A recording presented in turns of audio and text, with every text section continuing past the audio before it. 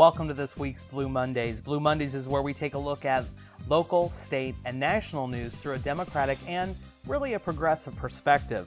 It's another Blue Mondays, and this week we're going to take a look at the voting machines with the Clerk of Court of Lafayette Parish. We're going to be able to give you a behind-the-scenes look at how these machines run, how they operate, and what you can expect when you go and cast your vote this coming Saturday. It's very important that you do that. Elections are this Saturday. That's right, this coming Saturday. The polls will be open at 6 a.m. and they stay open until 8 p.m. Here are a couple tips for you, okay? First off, you're going to want to bring a photo ID with you to speed the process. However, they cannot refuse to allow you to vote if you don't have a photo ID. Instead, you're going to have to use a provisional ballot or to sign an affidavit stating that this is who you are and these are the votes that you'd like to cast.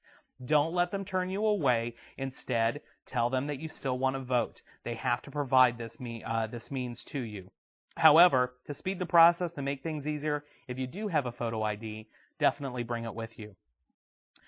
We have more on an upcoming segment. As a matter of fact, the next segment that we're going to be bringing you is going to be an in-depth look at the new voting machines. We've had a lot of questions from individuals out there in the community about these new machines, how they work, are they safe, and can we trust what these machines are going to tell us at the end of the election day on who has been elected? We're going to try and answer all of those questions for you in our upcoming segment where we get to sit down with Louis Perrette, the Clerk of Courts for Lafayette Parish.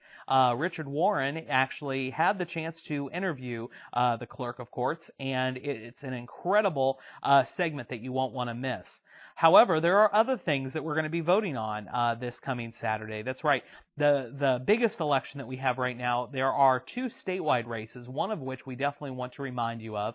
State Senator Francis Heitmeyer, who has appeared on our show here on Blue Monday at least 2 different times throughout the past month. He is running for Secretary of State. We strongly urge that you show up and support Secretary Heitmeyer in his bid for the Secretary of State. After all, it is the Secretary of State's job to ensure that the elections are conducted fair, honestly, and that there is an impartial judge to be able to preside over these elections. We can think of no one else better. After all, the gentleman that he is running against, the 2 gentlemen that he's running against, one seems to, by his legislative record, he seems to be incredibly biased against people who want to vote, and the other one used to be the head of the Republican Party for the state of Louisiana. I think that doesn't really speak well on their resume for applying for this job. After all, if you watch their commercials, it's unbelievable to me that they're telling you in their commercials that they've cut taxes. Secretary of State has nothing to do with taxes. Why would they be advertising that to you unless they're trying to pull the wool over your eyes a little bit? Anyhow, we urge you to support Secretary Heitmeyer.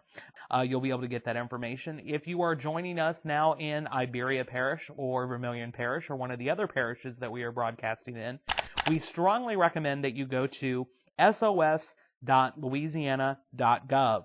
There you'll be able to get your own sample ballot. You'll be able to click on the parish that you live in and then click through onto the precinct number that you vote at, and you'll be able to see the exact ballot that you'll be casting on Saturday. It's always better to go prepared. As a matter of fact, I recommend to you to go ahead and print out a copy from online and circle who you're going to be voting for and bring it with you on Election Day. It'll help you move through the lines because since we're going to be using these new machines for the first time in a statewide election, the lines might be a little bit long. So you might want to prepare for a little bit of extra time, but it'll be worth it.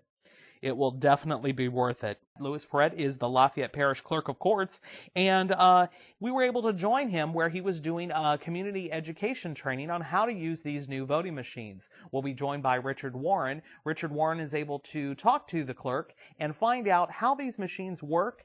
We get a demonstration so that you won't have any surprises for you come Election Day. So we'll be right back just after a few messages. We'll come back to Richard's interview with Louis Perrette. Hello. Thank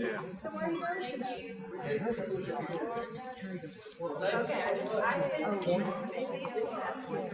Hello, folks. My name is Richard Warren, and I'm with AOC, and today I'm at the Martin Luther King Center with Mr. Louis Perrette, the Secretary, Register of Voters. Clerk of Court. Clerk of Court. That's all right. There we go.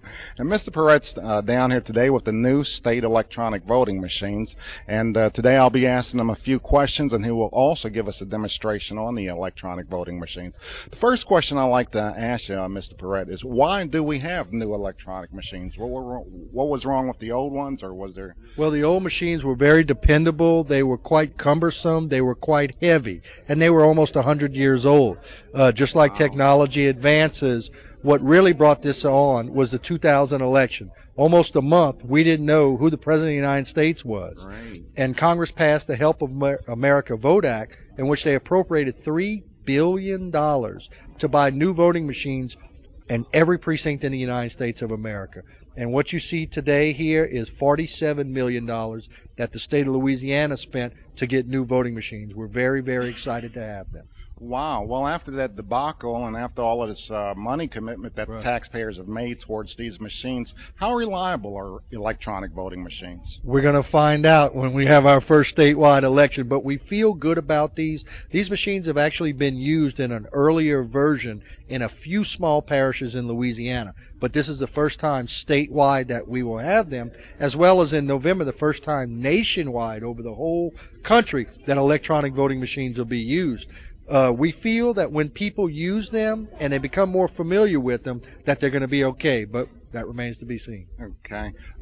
Just like a individual goes to an ATM machine or get online and shops for an item, is his data could be lost or stolen or corrupted. Is there are these machines capable of being tampered with to alter the voting outcome? I believe everything is capable of being tampered with, but if the proper procedures are followed, what I mean by that is that you never have any one person that has the key to the voting machine that can change the program. We should be okay on that. These machines do have a paper backup. What you're referring to is in the cyber world, stuff disappears, goes out into the world, and you never lose. If anybody that's ever typed a term paper, until you get that hard copy, you're always worried whether it's going to be deleted or not. And I feel very comfortable as I become educated, as my staff has learned more about them. We feel more and more comfortable, and I think the voters will as well once they get to use them. You'll still come in, you'll still present your photo ID, you'll still sign the registration book like you've always done before. The new part is the electronic full-face ballot. What you'll do here is you'll come in. This is a test ballot. I'm going to vote for George Washington for governor. When you punch the button, you'll see George Washington's name light up. You'll look down right here, and it'll show Governor George Washington. Right here, I'm going to then go to Secretary of State. I'm going to vote for Rosa Parks for Secretary of State. Treasurer, Booker T. Washington. When you look down, you'll see the name listed of who you're voting for. You still have not cast your ballot yet. This is very, very important. You have to look all the way across, and in the right-hand side, on the bottom, you'll say, cast vote. This is lit up. You will hear a noise go off when your vote has been cast. You listen. The light goes out. It shows your vote has been cast. Right. Then your vote will be tallied. Okay. So electronic, there's almost like when you pull that lever back the old way and the curtains open, you're done. Louisiana had a nickname. It was called the bell ringing state, because when you used to pull the lever to open up the curtains, a bell would go off. And that's how they got the nickname, the bell ringing state. One of the complaints that we have had about the new voting machines being follically challenged like I am, is that the ladies say the curtains don't open automatically to not affect their hair. Having so little hair myself, it doesn't really bother me. But the voting machines on election day will look like this. And if you'll grab that curtain, right there is what you'll see to ensure your privacy. Right. You want to bring a child or a grandchild in to vote with you, they'll be allowed to go in right here. But we feel very good about these machines, and I think as the public utilizes them more and becomes more comfortable with them, they will see that they work. Right. Okay, Mr. Perret, as a voter, before he leaves his house, what items should he bring to the polls with him in order to vote? Well, what we always tell people is to bring their driver's license. But we have some older voters, perhaps, that don't drive, that may have any type of photo ID. Anything like that, by law, you're required to present a photo ID to vote. However, you can vote by affidavit without a photo ID. If you insist on doing that, you'll be required to fill out a short form. If every voter went to fill out the short form and did not have a photo ID, we would still be counting votes on Mardi Gras. So a photo ID, and by law, the commissioners are required to ask you for your ID. As a matter of fact, the governor of the state of Louisiana votes at my home precinct. I was there when she went in to vote. They told her, "Good morning, Governor. Can we see your ID?" And part of that is upholding the law, of following the law, to make sure everybody's name is announced when they present themselves to vote. Okay, well, let me ask you another question. As I leave my house, how do I know, or before I leave my house, how do I know which location to go to? Where should I have checked to find out where should I go to vote? Every single voter receives a card in the mail at least once a year or every other year that tells them their voting precinct. If they should, by God, be moved, the voting precinct be moved, they will receive several notifications along with several public information office. But everybody, wherever you voted in the past is where you'll vote again, or you can call the clerk's office at 291-6400, and we will look up where you vote. Right. Now, we're approaching an election this in about a week or two. September 30th. September 30th. What was the cutoff time for registration? 30 days prior is the cutoff time. So if you register to vote now, you can still vote in the November election. It's too late for September. But it's never too late to register to vote. You have a duty as a United States citizen to educate yourself and participate in voting. And I want the listeners out there to know we don't do this by ourselves. It takes the public's involvement to ensure the integrity of voting. It's everybody working together that makes America what America is. When the voter enters the booth, they will see lights where they are voting. On each race they will vote on, there will be a light. You press the selection you desire and look down, and you will see the candidate you've chosen. You go to the next race that's lit up. You select this candidate. You'll be shown the candidate you voted for. Go to the next race. You'll be shown the candidate you voted for, and you must go to the right bottom of the machine and press the Cast Vote button for your vote to count. And after you do that, it shows you vote is recorded and thanks you for voting. To demonstrate, if you vote for John Adams, as is marked here, it shows you voted for John Adams, and you've decided that that's not the person you want to vote to. You simply deselect John Adams. It'll show you that that's canceled, and you vote for the person you want to vote for. Well, Mr. Perrette, we certainly thank you for your time. You've explained a lot about the machine. For more information about the voting machines, or just to get in contact with your office, is there a number? They can call our elections department at 291-6368.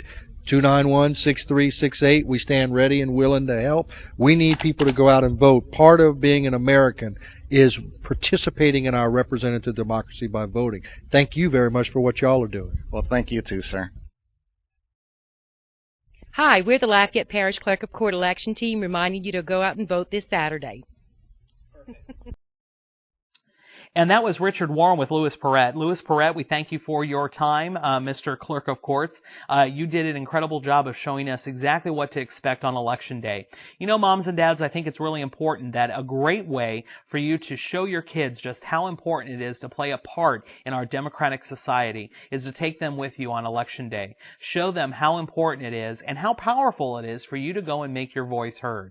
There's no better way, I think, to spend your Saturday morning is with your kids and taking them out and showing them how to vote. I think that would be great.